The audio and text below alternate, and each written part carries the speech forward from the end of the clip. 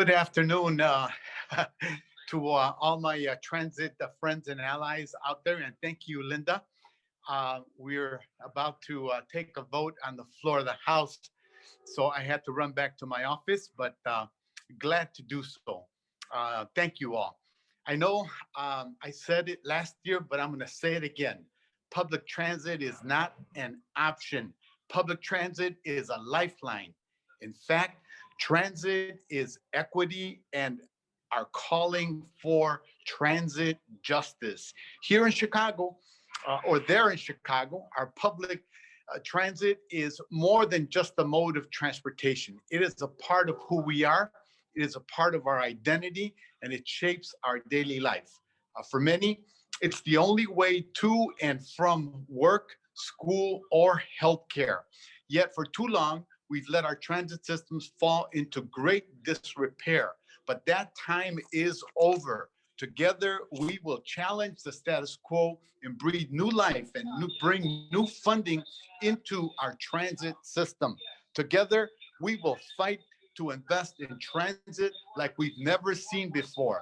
The truth is that transportation policy is an essential component of any strategy to address racial, social, and economic inequality in our society.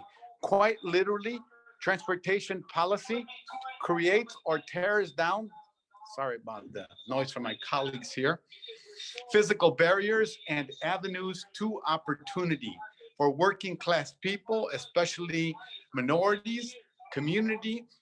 Access to public transportation is not an option. It is a lifeline for school-age children, for working parents, and even the elderly. Public transit isn't an option. It's a lifeline for frontline essential workers who are keeping us alive and our economy running during this pandemic. Public transit isn't an option. It is a lifeline. We have for too long allowed cars to be the focus of how our cities are developed. We've seen highways and big avenues cut up Latino and Black communities. We've let working people get physically separated from jobs, schools, and healthcare. For working class communities like those on the northwest and southwest sides of Chicago, public transit isn't an option, it's a lifeline. Last year, we fought to get $25 billion in transit for the CARES Act. They said no, but we succeeded. In HEROES, a bill from last spring, I fought for $32 billion, and though we didn't get it all, we got $32 billion in HEROES and $14 billion into law. We won't take no for an answer, and we will make sure that transit gets the funding that it needs. We need significant funding for transit in the next COVID stimulus, and we need to pass a major national infrastructure bill to fix our crumbling roads and bridges, create thousands of good paying union jobs, and build our economy back better. It's why I fought to create the Office of Transit Supportive Communities, so we finally acknowledge and combat gentrification. This new office would make transit-oriented development more equitable and finally incentivize the construction of affordable homes near transit, not just luxury apartments that drive our people out.